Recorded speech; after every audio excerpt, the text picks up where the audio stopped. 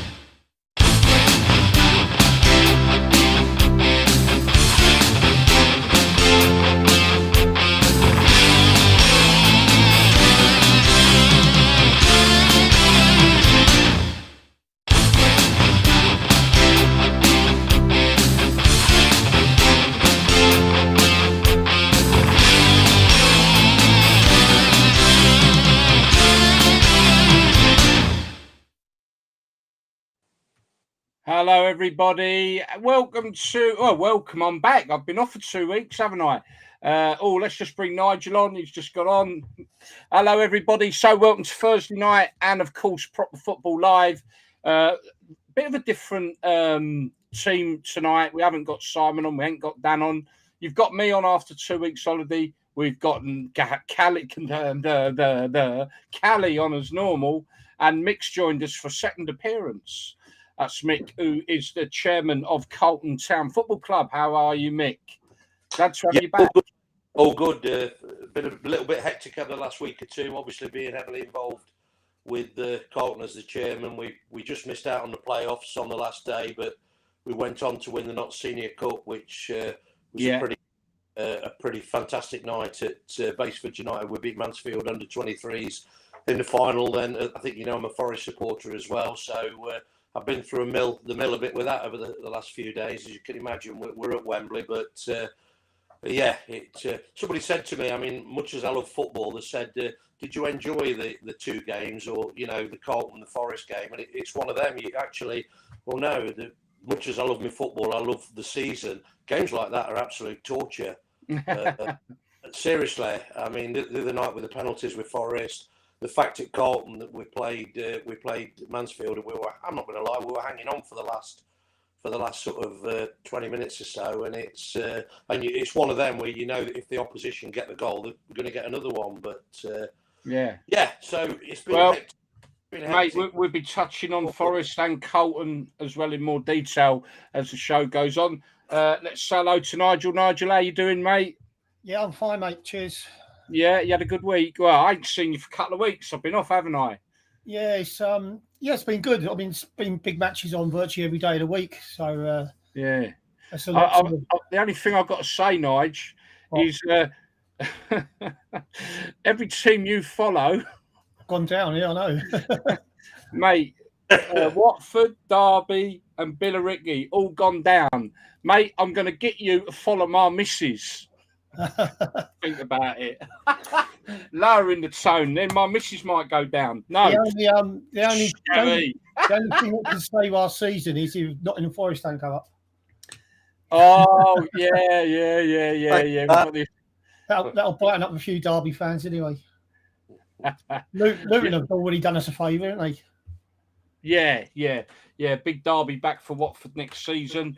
We got quite a lot to talk about tonight. Now, let me just bring up, see what's happening. Right, okay. Listen, people. We're thin on the ground tonight, as you can see, with three of us. So, open invitation. Anybody would like to come on? I can send you a link. You can come and join us for 10 minutes, for 20 minutes, and talk. If you've got a subject you'd like to put to us, you can come on. Just drop me on here. Yeah, I'll come on, Gary. And private message me, or I'll give you my detail. Drop me a line and I'll give you a link, and you can come and join us. So I'll make that invitation a couple of times tonight and see whether anyone will have the bottle to come on. But let's kick off. Last night, we have to talk about Rangers.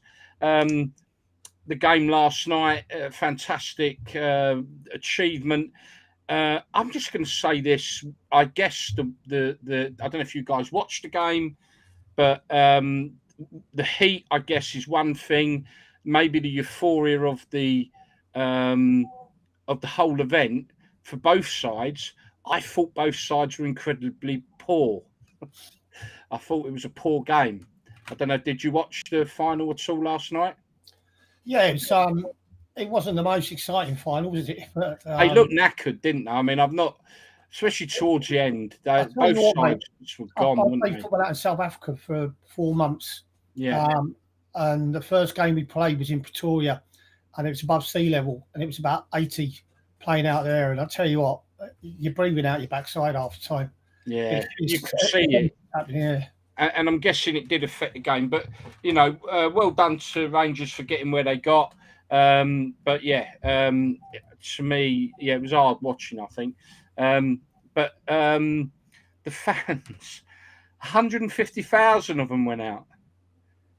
It's just colossal, isn't it? I mean, have you ever heard anything like it? No, it's good support. They opened up a stadium, didn't they? Another stadium, and they sold that out as well. In Seville, another stadium. Yeah. And they put the big screens up as well as all the fan parks. I think the Germans had a lot out there as well. But it was good to see, I guess, two sides that are not your regular, typical winners all the time. Both Frankfurt and Rangers, it's brand new names on that cup, which is a refreshing change for us all. Right, okay, so that was that. Let us talk about playoffs. Let us talk about Nottingham Forest first and foremost. Mick, obviously you're a big Forest fan. You're at Wembley. First time since, 2003 or 2002? God, longer than that. I think it's 1990. Oh, my word. 1991, 92, somewhere around there. We lost to Tottenham in the FA Cup final. I was there as a kid. It was the famous one where Gascoigne lost the plot and should have been sent off, and instead, sadly for Paul, he got carried off, and the substitute came on and had the game of his life, and we lost to Tottenham. We lost to Tottenham on the day. I think Des Walker scored an own goal. Mark Crossley saved a penalty. It was a dramatic game, but yeah, that was the one day that everybody was hoping Brian Clough. Well, certainly a lot of people were hoping that Brian Clough would win the one trophy that he was missing, and which was the FA Cup. And I think Roger Milford was the ref that day, and he had a shocker. But I was there. It was a long time ago, and 1992. Wow, it just shows 1992. All right. Wow. 1992. It was. I'm trying to remember. I mean, you put me on the spot. It was 91 or 92, but it was a long time ago. I was certainly a lot younger than I am now. So yeah. Absolutely, and it's the first time we've been to New Wembley, Gary. First time Forest have been to New Wembley, so that's one thing that Derby can brag above us at the moment. Because how many times they've been there, Nigel? I think they've been. What, Derby? Been a few, haven't they? Yeah, a lot of it was before my time at Derby. I know that, but listen, they've done well to get where they are, Forest. There's a rivalry between Derby and Forest, but the job that the guys done there to get them into that position has been brilliant.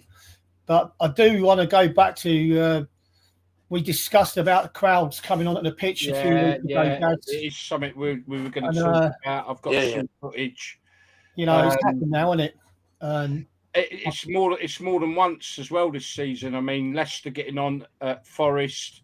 Also, last night it happened at Northampton as well. A guy got on and wanting to fight with the people on the bench or something. He got on during the game though. It wasn't a pitch invasion. He got on during the game.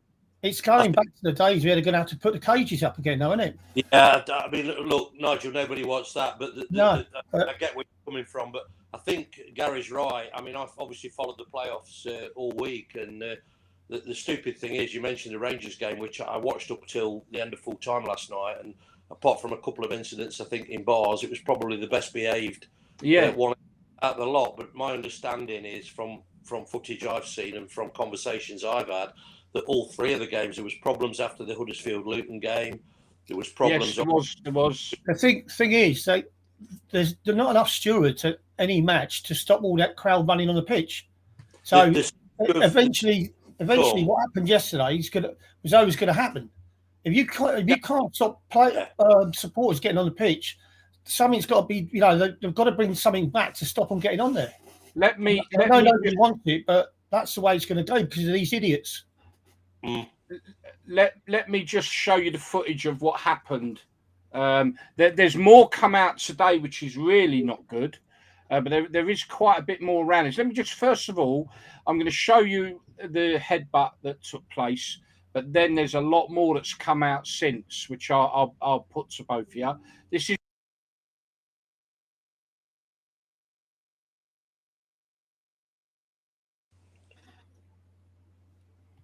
That really wasn't very good.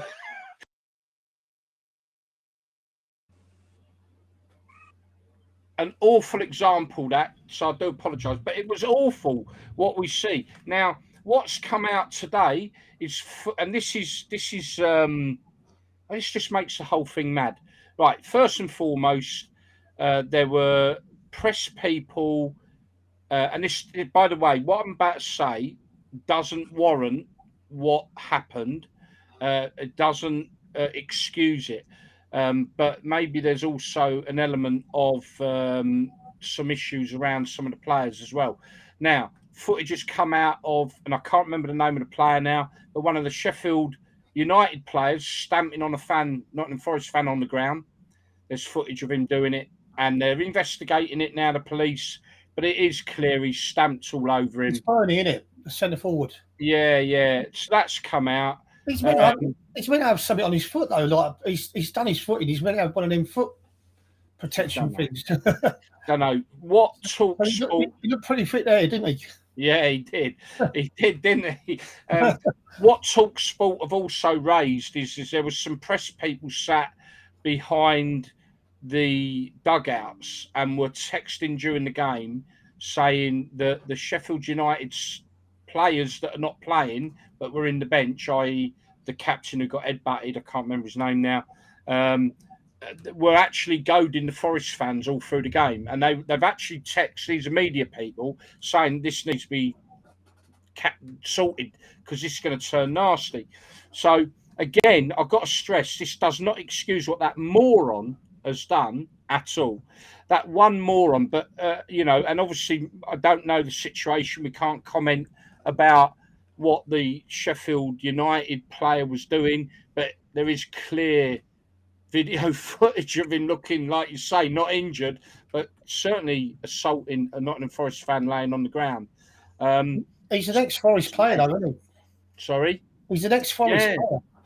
So, it's a right mess, and I think Billy Sharp was, Billy Sharp. Yeah, Billy Sharp. Yeah, he was. Yeah, it's a right mess, really, and there's a lot need looking at. But on top of all that happened at Forest, you had Huddersfield fans had gone on the pitch after beating Luton Town, and then went up and confronted the Luton fan. That is typical, by the way. That happens on every pitch invasion. I don't know if you realise, every pitch invasion, a degree of that fan base will go and take the piss or chant or whatever. They'll go up to the away end. It happens on every pitch invasion where the other than maybe where it is a really big celebration like the Bristol Rovers one, there was none of that. But if you look at most of them, there's always a confrontation of not necessarily physical, but certainly abusive confrontation between the fans on pitch invasion, without a doubt.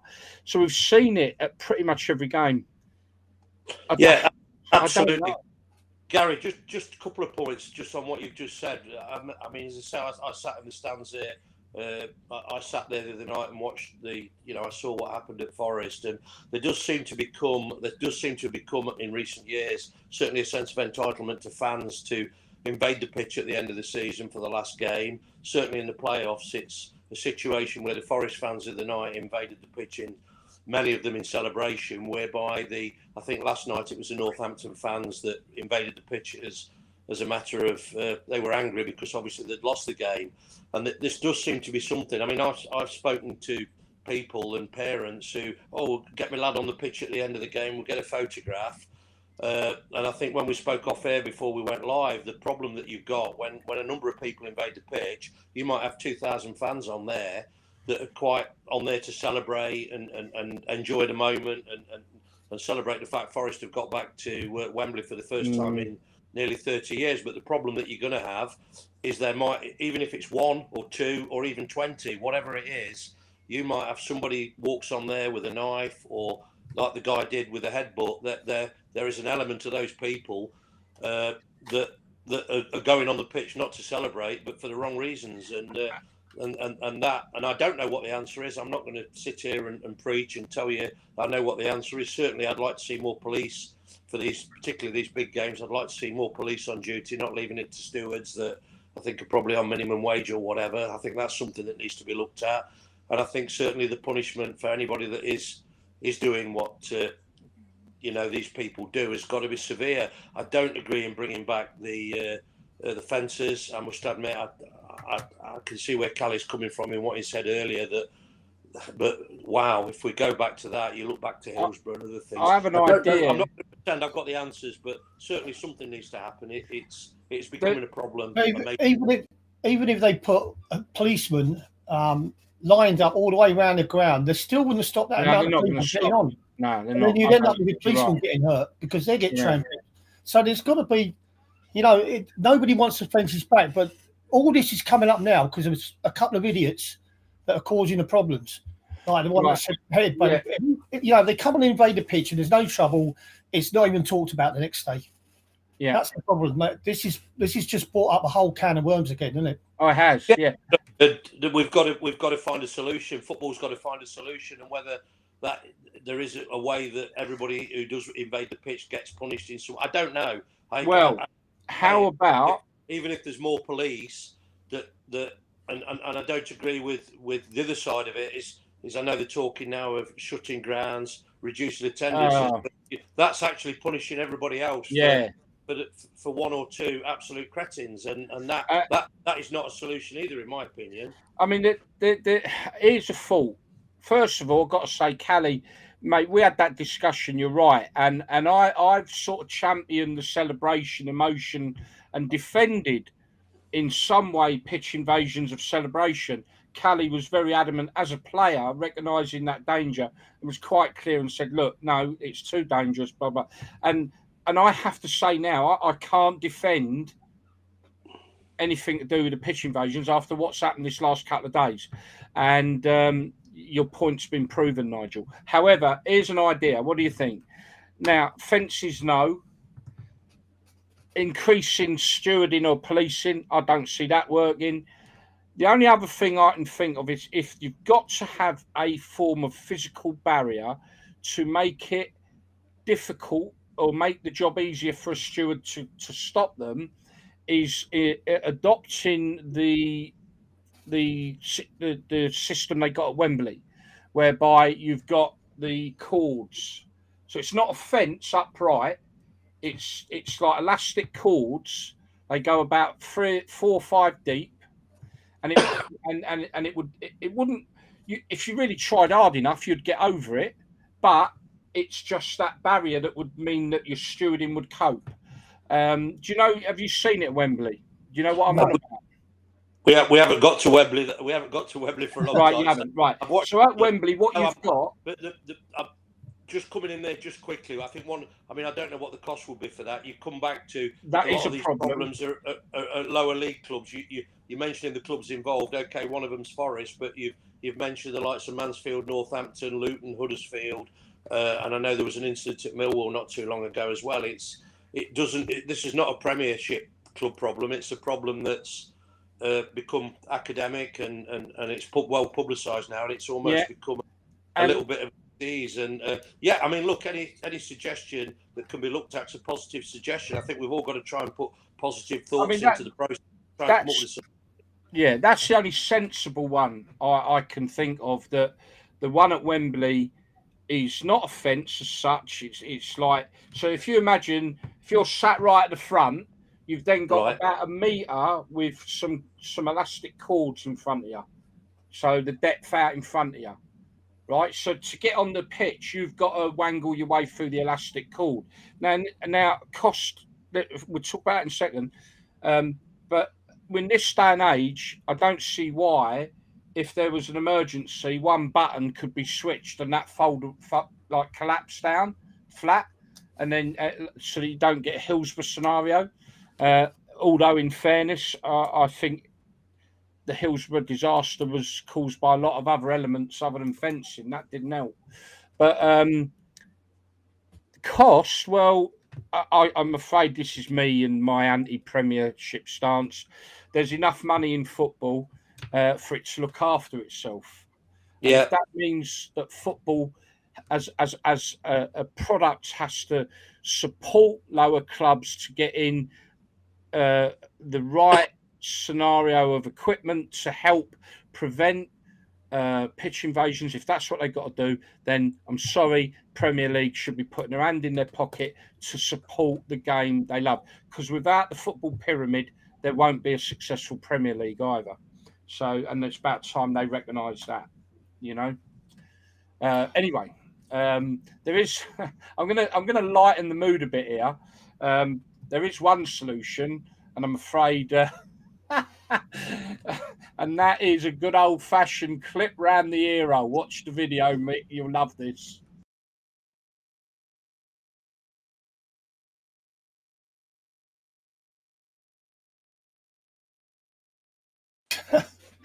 Yeah. Brings back memories. Get off my pitch. That night, after that night, yeah. Look, I lighten that up. Maybe some people won't agree with what he did that day, but you know what? Them were the days. A good clip round the bloody head was what was needed, and it was effective with the Bobby on the beat and everything else. But that was to lighten the mood a bit. You know, this isn't new. It isn't new, unfortunately, but we do live in a more dangerous world where knives and stuff are more prevalent, and I take on board all what you have championed, Nigel, on that subject, really do. So, looking at Northampton, like we talked about it last night, so Mansfield are through. So, this will come on as well. Mansfield and Nottingham Forest both through to Wembley in their respective playoff finals. Both clubs under 23s got a good whooping off of Carlton Town in the Notts Cup. We'll touch on that in a minute. But no, you've got a feel for Northampton, haven't you? To go away from home, win 3-1 and still lose and then get knocked out in the playoffs.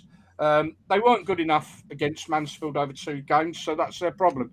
The one thing that came out of the situation, obviously Bristol Rovers playing Scunthorpe, winning 7-0, even though Northampton had gone away to Barrow and won 3-1, fantastic result. They still didn't score enough goals to get that final spot, and Bristol Rovers did. Now, Northampton put a complaint in about it, and it is unfounded, in all fairness. I would have put money on them beating Scunthorpe by a heavy amount. Scunthorpe were down, nothing left in their tank to play for.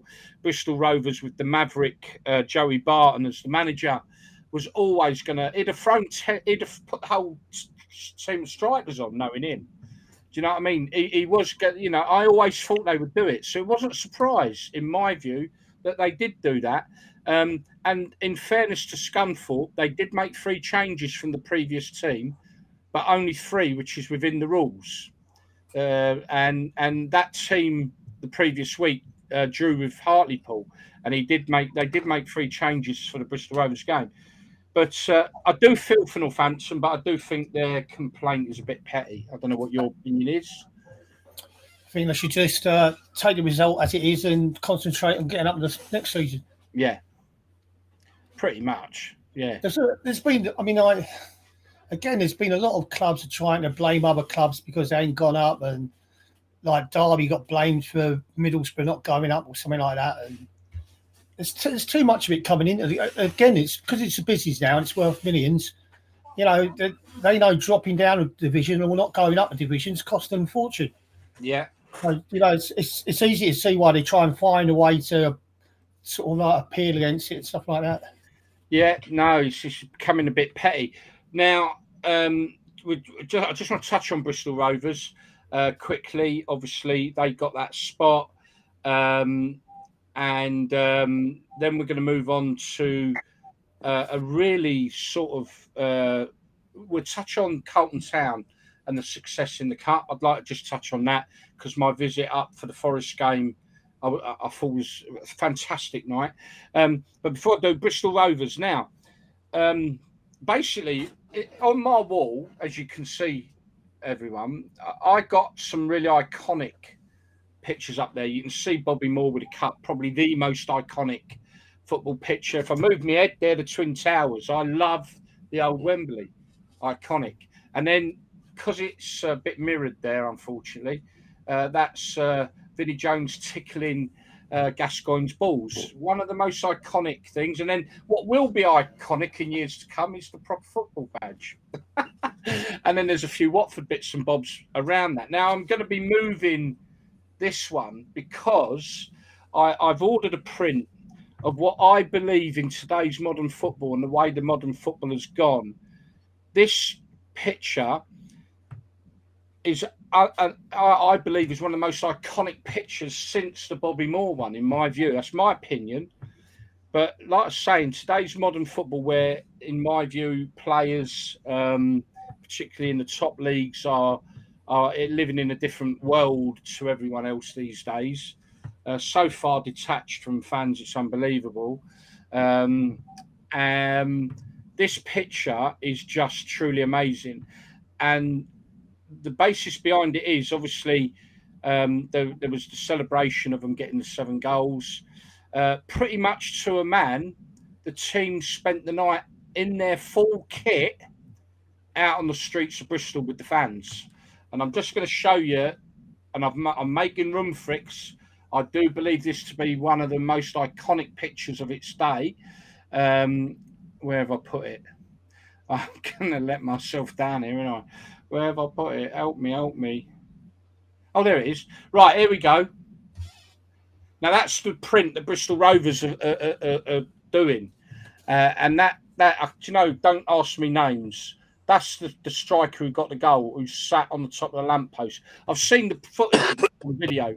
These are the 2 players out in the streets with the fans. I'm honestly, that has got to be in. Like I say, this is I mean, all right. I'm guessing if they're insured, the insurance company's about to get the right or certainly their arses would have been twitching watching them doing that stunt, and maybe you wouldn't want to encourage anyone to do that, but. I mean, look at these players celebrating with the fans. I know that's a print, but I've seen the footage on the video. And they were even in a nightclub that night, still in their playing kit, celebrating with the fans. It's just... that will be on the wall for everybody to see for next week. Has that ever happened before? No. This is what I'm saying. Honestly, I've got a couple of, like I say, some iconic ones up there. The Bobby Moore one, absolutely. You know, the Gascoigne and Vinnie Jones one, that's iconic from the 80s and says it all, doesn't it? About the crazy gang and that.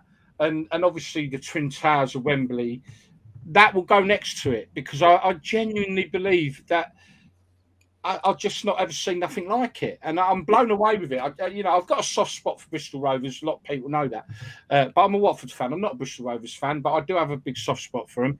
But that's totally relevant to why I believe that picture is as iconic as anything I've ever seen in football. Because one of them, Gary. That I mean, at the end of the day, what I've seen the complaints at Scunthorpe, and I hear what you say. That I mean, I don't know the ins and outs.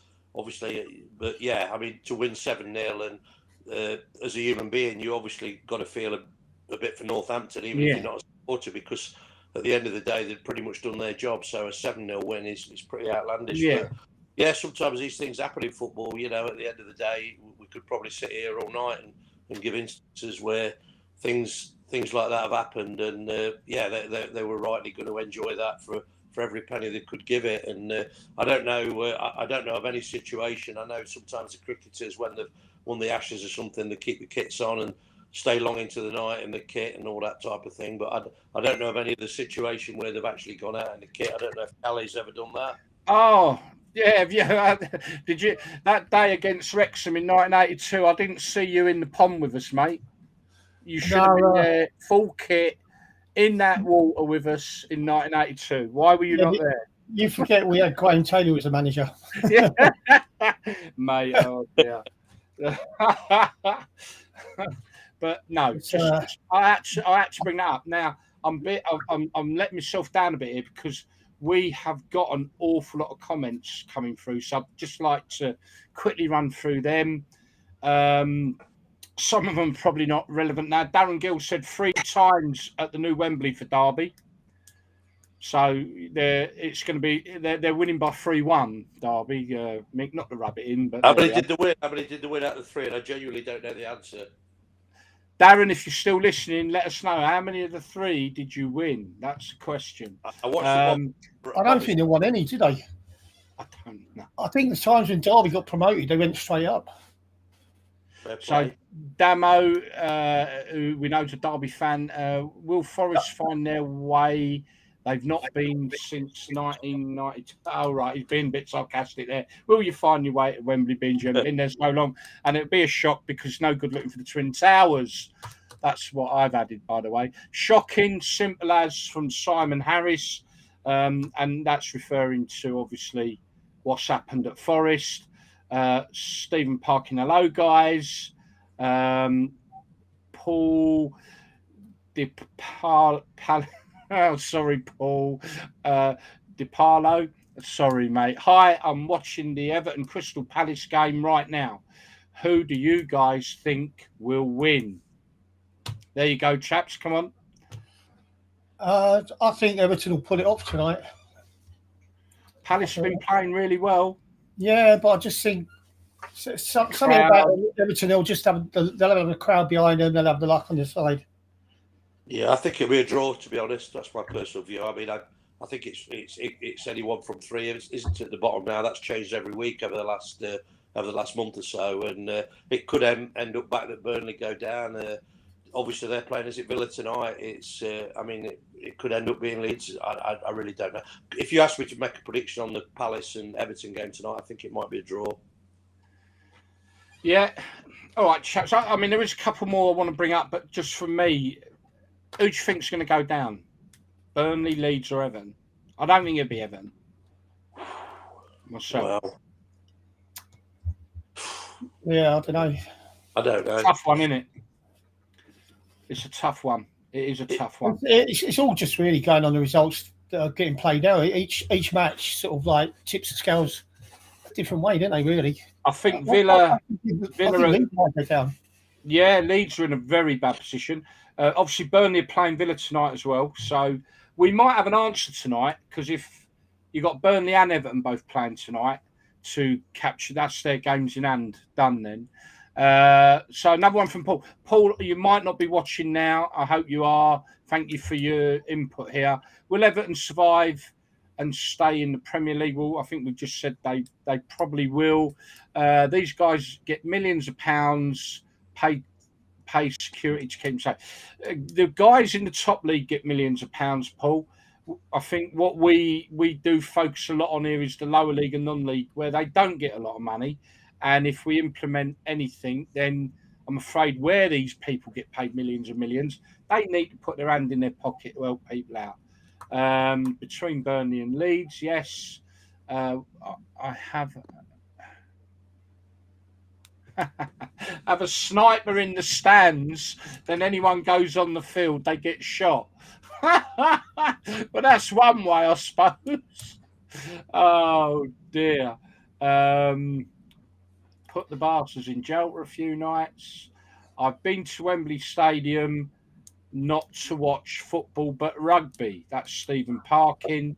Ian Hales. Hello guys, hope you're all well. Thank you, Ian. Damo, Port Vale v Swindon's on now. They forgot about that. My apologies to Port Vale and Swindon fans.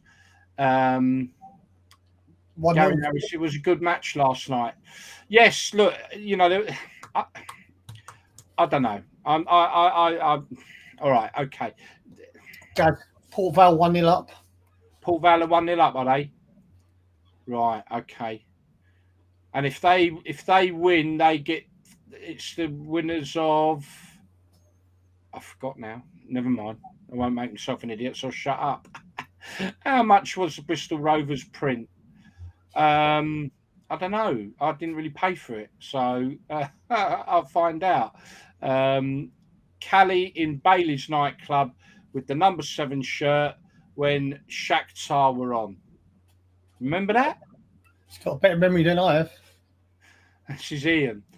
He reckons you were in the nightclub with your top one. So it has happened before. James Wilson scored for Port Vale. God, we've had a few today. One in 2007 against West Brom is the answer for you, Mick. They won one of the 3 in 2007.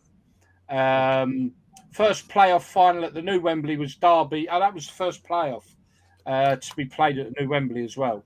Derby, West Brom 2007. If Mick needs directions to the ground, please message him. That's from Darren Gill. Much appreciated. Just another quick flash. Guys, Chelsea 0, Leicester 1. Is it? It's a pretty irrelevant game, that, though, isn't it? Chelsea have got third spot. They're assured of that. Davis, just a quick question. Obviously, the banter's coming in about Derby. Was that because Billy Davis was then our manager? Was that when Billy Davis took them up? And I think they had a pretty bad year afterwards. But I'm trying to remember. But was it Billy Davis who took them up before he joined Forest? Darren, if you could let us know, mate, I'd appreciate it. Yeah, and Sonia's saying hello to us. We'll turn into a chat room. Yes, talk amongst yourselves, folks. If any of you want to come on, then let me know and I'll send you a link, although we're running out of time desperately, actually. Right, we are going to quickly have to move along now because the next subject is very close to your heart, Mick, but I've also got some examples. Now, what it would seem, and forgive me because I've not put a focus into non-league football to this season. So I'm quite new as a non-league football supporter, shall we say. And I'm pretty shocked at the amount of shuffling and movement that has gone on in the leagues below National League level.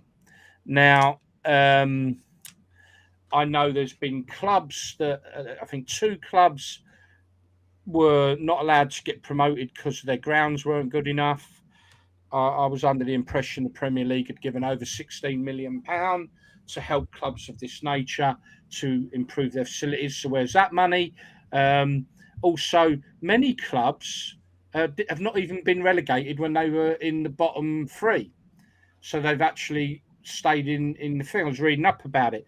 And one of the reasons I was reading up about it is before we get on to your situation, Mick, I just want to touch on, and this is very relevant to you and any other club that are facing changes which are basically financially going to put a big burden on the club. And I will explain more in a moment. But so what's happened is the leagues are being reshuffled. Clubs are being moved from one league to another. It's not straightforward up and down. Now, one of the clubs that has appealed their relegation is Chesterton and Hook.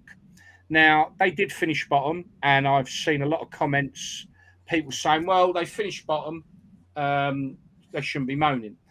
The problem for this club is last season, they were shuffled, as we're seeing clubs now, into a league that they're nowhere near. I'm going to say no more because what I'm going to do now, we've done an away day feature down at Chesterton and Hook earlier, a few months ago. So well, I didn't, Dan did, and he interviewed their commercial manager. Now, listen to what he has to say because it's very interesting. And Mick, really interesting to hear what he's got to say about how they ended up almost having to have two teams. Right. In the Kent League. Yeah, I was just about to bring it up. You're in team in Surrey, and then I see last season they sort of shipped you over to the Kent League, which is a bit disappointing for us, really. But we didn't appeal it. We thought, right, let's embrace the league and see how we get on. Yeah. But it's been tough, really, really tough. Just the travelling and attracting players. We've signed on over 80 players already this season, which equates to 4 new players per game. Just because trying to attract them. Going to Kent. So we got Town in our league. That's miles away, isn't it? Teams in Maidstone. The team here today are based in Charlton. I'd see that. Yeah. Meridian. Meridian Park Valley. So we've actually appealed, trying to get us a lateral movement into the Sussex League, because we do try to attract players in the Sussex. We're closer to Sussex than we are Kent. Yeah. Okay, so I think we've got the gist of that, and you know, you've got to feel for this club. They've ended up being relegated. They finished bottom, but as you can clearly hear, that reshuffle's almost destroyed that club. Whilst people are saying, well, they finished bottom, that's tough luck. You need to take that on the chin. I think in light of what happened to this club, I think they got every right to appeal and have a dig about it. You know, so I've got a feel for Chesterton and Hook. I really do. I mean, I think they were saying some of their like 3-hour away trips, and they just can't get the players to commit to these journeys at that level. Mick, now we'll come on to Carlton. You're one of many. There are other clubs in this situation. Now, you've played and had a great season in the Northern Premier Midland Division, yeah? Which Absolutely. I was just missing out on the playoffs. Now, if I'm right, and please correct me, but I would say probably the furthest jaunt was Cambridge.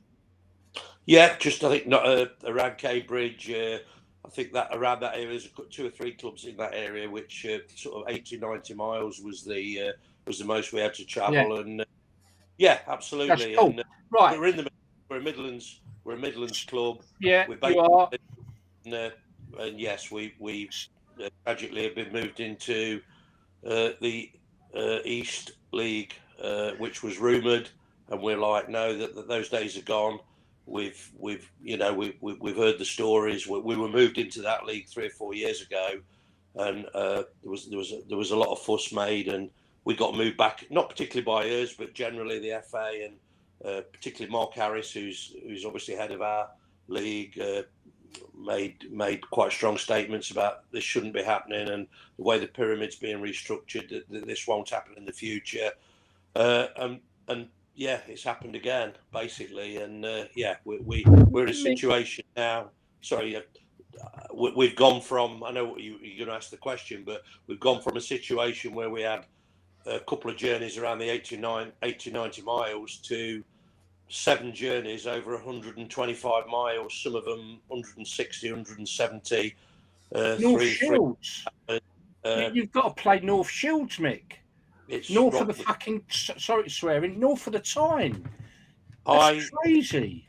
Listen, I was in a situation where we were celebrating the Mansfield win, and then the news came out, and I've never had such negative feedback from players, from the management. I've had to have long conversations with the management about that. They were, what do we do? Do we really want all this?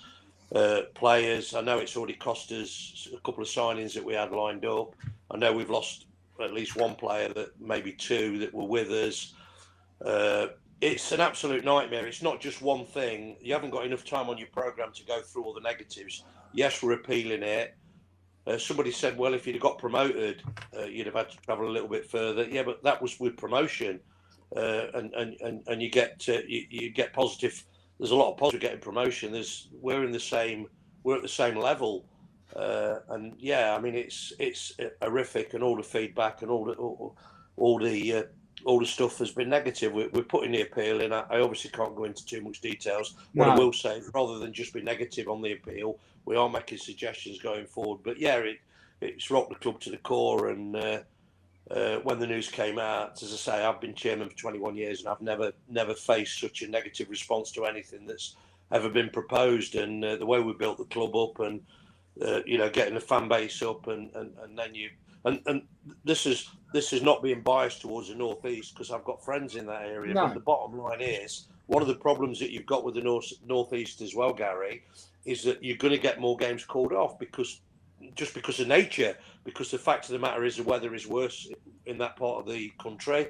That's a fact of life, and you're going to be in a situation where you've got 1 or 2 away games that are going to be midweek, and you're going to have to be setting up in the afternoon. You're not going to be getting back till 2, 3 in the morning. I mean, these aren't full-time paid players; they're part-time. This is okay. They do get paid at our level, but 7 journeys of that, maybe 1 or 2. You'd have said we'll take it on the chin. We'll have a good away day, but 7 journeys in that vicinity, it's madness. I mean, look, you've seen what happened with Chesterton and Hook. Yeah, it's destroyed them as a club, right? There are a number of other clubs that are affected by this.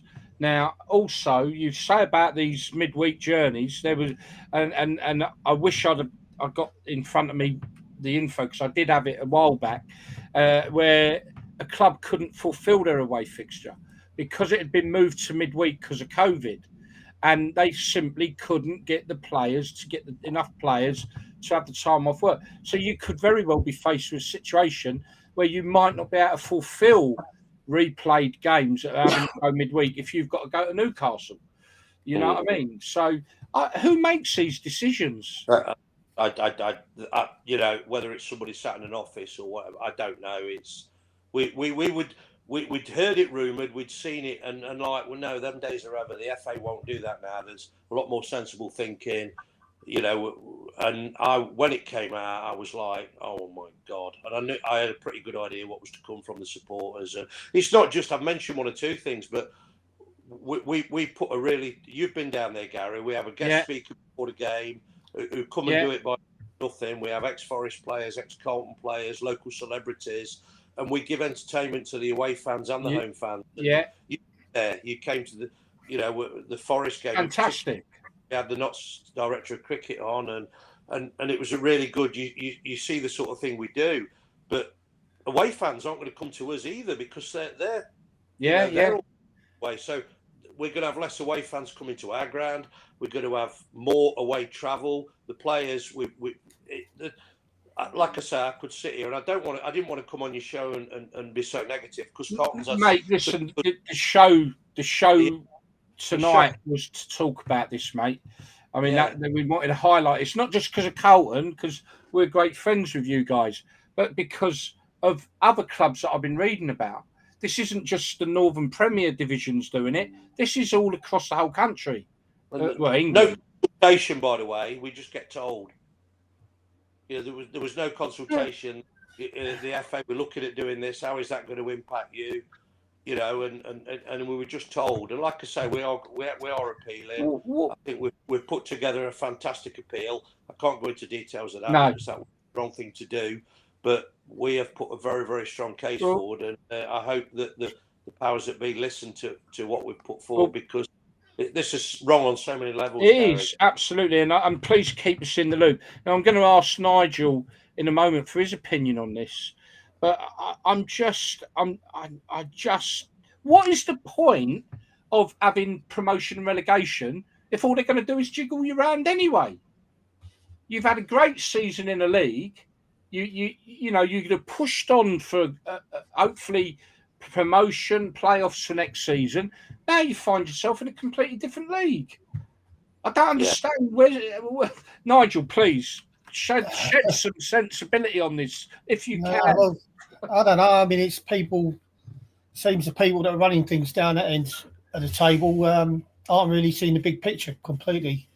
And like you say, you play matches in whatever division you're playing in, whether it's Sunday football or Saturday professional football. You play them games to win. Everybody wants to win, and everybody wants to win the league they're in. So when you win the league and you don't get promoted, or you get, you lose, you get relegated, and then you get reinstated for financial reasons and other things like that. I just sympathise with the small clubs because they can't just concentrate on picking a side and training players. There's so much more that goes into arranging expenses to travel there and absolutely. things like that. So you know, I do sympathise a lot, and I've played for Stafford Rangers and I've played for Berkhamsted Town. You know, when I finished football, so I know that you know you got the manager chipping in on some of the expenses with Berkhamsted Town because they couldn't afford it. So yeah, I think the amount of money that's in football at the moment, especially at the top level, there's got to be a way that some of them top clubs can donate some money into some funds to provide the smaller clubs with the help they need. You know, any little bit of help is welcome with the smaller clubs. So, you know, like before it was good money in the first division or the Premier League or whatever it is. Now it's mega bucks. So you're talking about millions and billions in that league. So if they can't find a way to sort something out to help the smaller clubs, then there's something wrong. Gary Nigel, there's something there that very relevant to what Cal has just said. That our away bus coach travel, we don't get coaches to every game. We had an agreement with the management last season that it was over a certain an hour or whatever, we'd have a coach. And I think our bills for last season were just over £4.5 grand. We've asked for a quote for next season. It's over £11,000. Now that's fuel. That increase is £7 grand straight away. That's without all the factors. But that you've gone from I think the top coach last season was 500 or 600. A coach to North Shields, we're looking at 1K. And like you say, there's 7 journeys that okay, not probably as far as that, but in the vicinity. And we've come out at it's over £11,000 the quotes from what the secretaries had back. So, you know, I mean, 7,000 might not sound a lot to some people, but to a small club that's at our level sort of thing, well, it's £7,000 is a lot of money, and that's without all the factors in play. Oh, it's so frustrating. I mean, this is why I wanted to really talk about this. Everton are 1-0 down. Nigel just let me know that, by the way. Everton are 1-0 down. Wow, there you go. Look, this is why I wanted to bring it up, and I think it's something that will be brought up again, and I might do a bit more research into some of the other clubs. Do you know what? I'd love to be able to see if we could get a representative of these leagues on here to explain to us. It's the FA, Gary, more than the league, because is it? The FA make the decision. The leagues, it is the FA primarily that set this up. I don't know. Go. Yeah, I mean, what would be good is having somebody from the FA, somebody that's involved in these decisions, that could come up and say, well, we've got the Carlton Town chairman on here explaining what this means for the club. They've not been consulted. You've just told them they're being moved into this division. Can you explain your thinking behind it? What's your thinking in doing that to Carlton Town? And like you say, and I know this is not just us, I know it's happened to other clubs as well, but it would just be interesting to know at the FA, the people who've made this, what their thinking is behind it, where they're coming from, because we never hear that. Yeah, I wonder where the brown envelopes are. Right. Surely they should be explaining this when they're doing that to a club.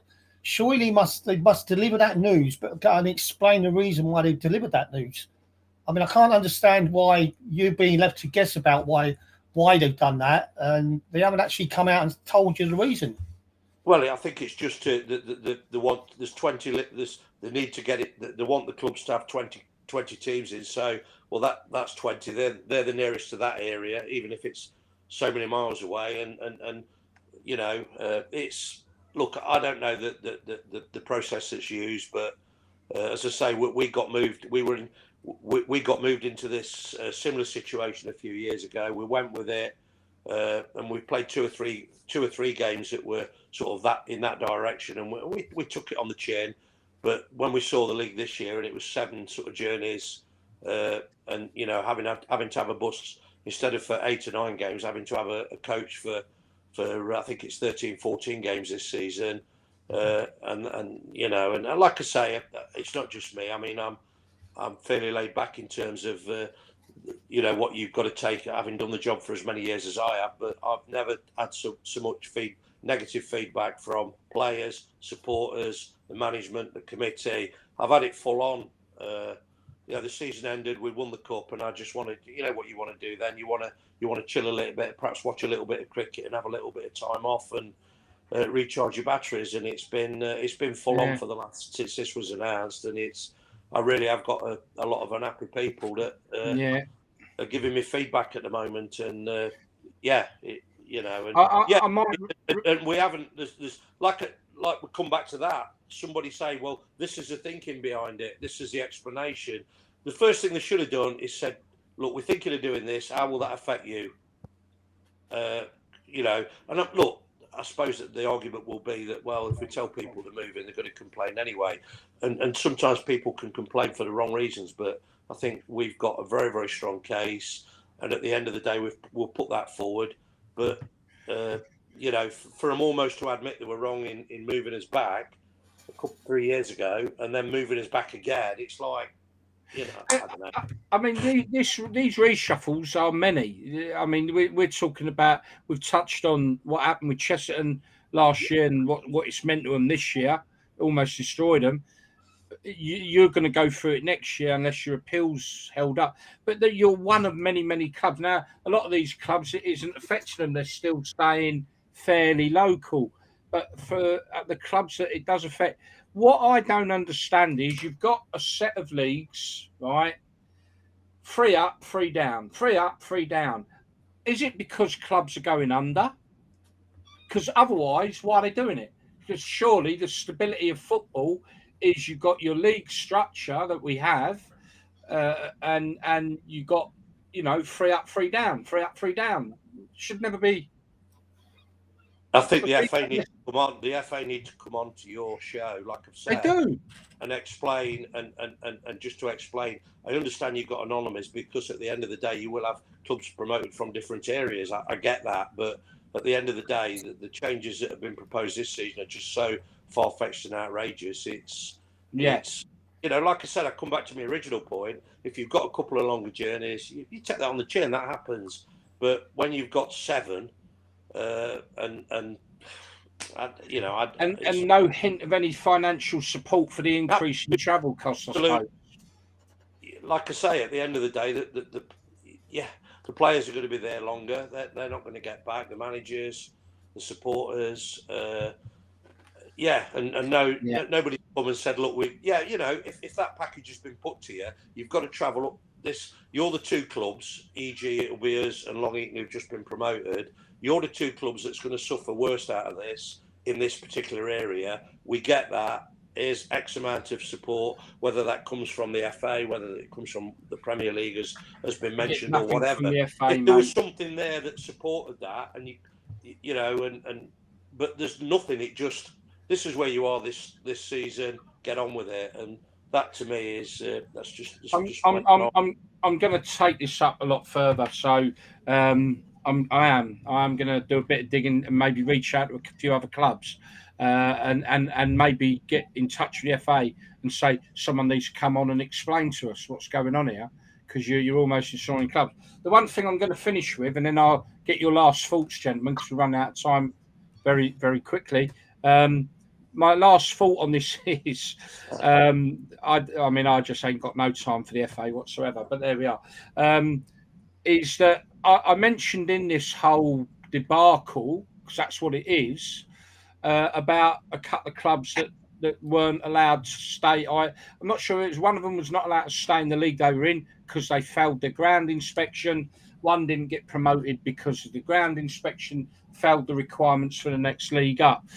I am aware of £16 million donated by the Premier League to lower league clubs to help improve their grounds.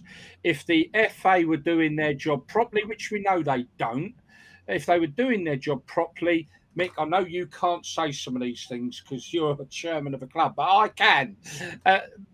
Why would they have not given priority to the clubs that are struggling with their facilities? And where is that money going then? That is what I'm going to leave everyone with. Very frustrated. Last words, gentlemen. Last word from you, Mick. Look, there are clubs out there. Let's be realistic. Let's not try and paint it all as one bad picture in terms of money coming down. There are clubs that will get money and they will spend it on players' wages and not do what they're supposed to do with the infrastructure of the. Yeah. It's not all one way. There are clubs that will do that, and you know, we were in a situation a couple of years ago where we got saved from relegation because another club hadn't done the ground grading, and so you know what the situation is. We've always tried to marry the two things. This is what we need for ground improvements this season. We've tried to do it gradually over a period of time. We've not got the biggest wage bill in the league by any stretch of the imagination. We're in the bottom half, but at the same time, we try and give the managers a competitive budget and try and bring younger players through. So there is an element to that. But yeah, I mean, just to come back to your point, I think that we where we've had grants, what we've found from the FA and certainly where we haven't managed to achieve a couple of grants, they do come in and say, right, where's that money being spent? Now, you know, I think that's important. And that with Carlton, certainly we've had to justify where we've had money. Right, we want to see the invoices. Has the money been spent on what it's supposed to be spent? If that's happening, that's good. Yeah, I can't speak for other clubs, but I know that I totally take on board what you're saying, though. Yeah. Oh, yeah, because I've had stuff sent to me where club chairmans have proper dug into how certain teams have spent money that was supposed to be for facilities and they've spent them on player wages. We won't go there because player wages is a whole show. I'm trying to be level. That's all. Yeah, no. I completely get it, and you're right. There are clubs that maybe use and abuse the system, which don't help. Absolutely, and they do it because they've got to pay outrageous players' wages, even in the non-league. But shut up, Gary. I don't want to go there. You know what I'm like, Nigel. Yeah, I'm all for I'm all for clubs that are, you know, in a promotion position, getting help from the Premier Leagues or the FA or whoever, because after all, you know, you've got to be able to, if you finish first, you've got to go up to the next league, haven't you? So even if it's a loan that they give the club to get the improvements done so they can play the next season in the league above them, I think there should be something done about that. And it's not just not getting up. You know, if a player's at a club where he knows that club's never going to get promoted, he's going to want to leave and go to another club that's got a chance of getting promoted. So it affects the whole club, not just financially, players-wise. You know, I had that situation at Stafford Rangers where, you know, we were up the top half. Well, I think it was fifth in the league at the time, and I said to the chairman, "We got a good chance of going up this year," and he went, "Oh no, we can't go up. We can't afford it." So you know, for me, that I'm not going to hang around at a club that's got no ambition to go up or can't go up. You know, so I think that's the main thing that's got to be looked at is the financial health for teams that have put a lot of effort into it and have got where they are, and then they're going to end up getting nothing out of it. And it's Everton 2-0 up now. Everton are 2-0 up or 2-0 down? Oh, 2-0 down, should I say, yeah. 2-0 down. Okay. Wow. Okay. I thought Palace would give them a game. I thought they would. I didn't think that it was that. Okay. Well. Yeah. So I guess there's lots of things got to be decided on Sunday in the Premier League. Then I am out for the day. I will get some footage and put it together on a video.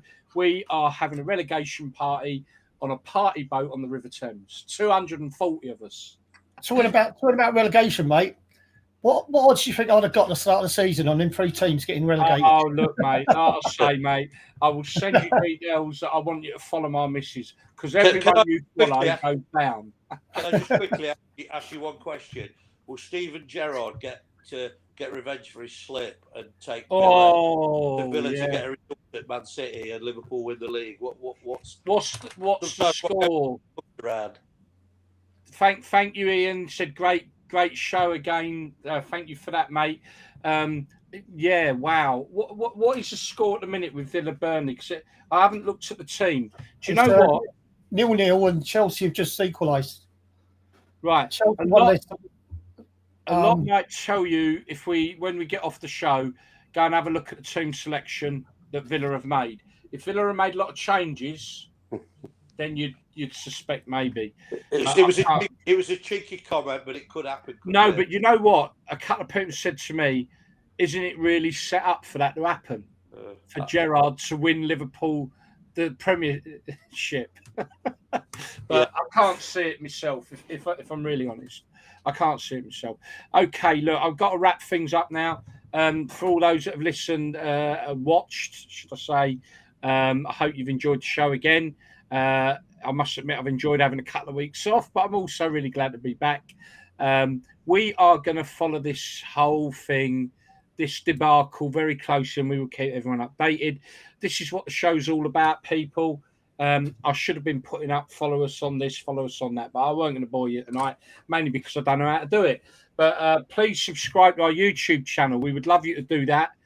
We need to get more subscribers there, please. And also tell your friends and people about us, because this is what the show's all about. It's about confronting things maybe others don't, to get the right people on. Having Mick on tonight was the right thing for this subject. We were due to have the commercial manager at Carlton Town on, but unfortunately got called away at last minute. And that would have been another great insight, because they come very close to promotion into the National League, which obviously we're talking another level now. And I did put the question to them when I met them at Billericay, when I went down there and did an away day, and I put the question to them, can you afford to go up? And the answer was, well, no, but we'll give it a go. It was as simple as that. They would find a way of one way or another, and that's fair play. But it does seem sad that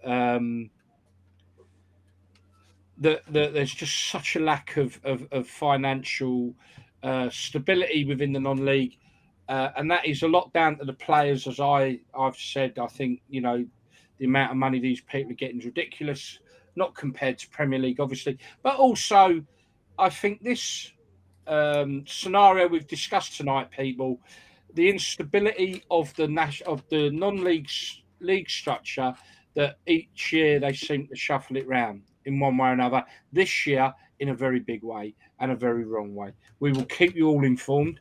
Mick, I can only say thank you so much for coming on again, and I look forward to pleasure. Great to talk to you both again.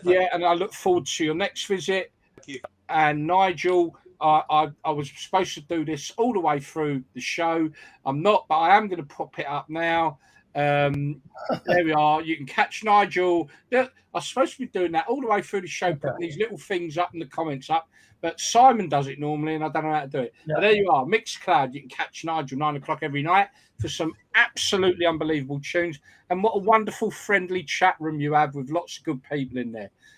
Only thing, Mick, is they do talk a lot about Derby and a little bit about Watford. Anyway, I'm looking forward to our boat trip relegation party along the River Thames. If you're in London Sunday between 10 and 1, keep an eye out for that boat. You'll hear us. Until next Thursday, again, thank you very much, Mick. Thank you very much, Nigel. Thank you, everybody, for watching and supporting us. This is what we're all about. We're all about balancing the scales and not being taught Premier League like the other stations are. Right, that's it. Good night, all. See you later. All the best.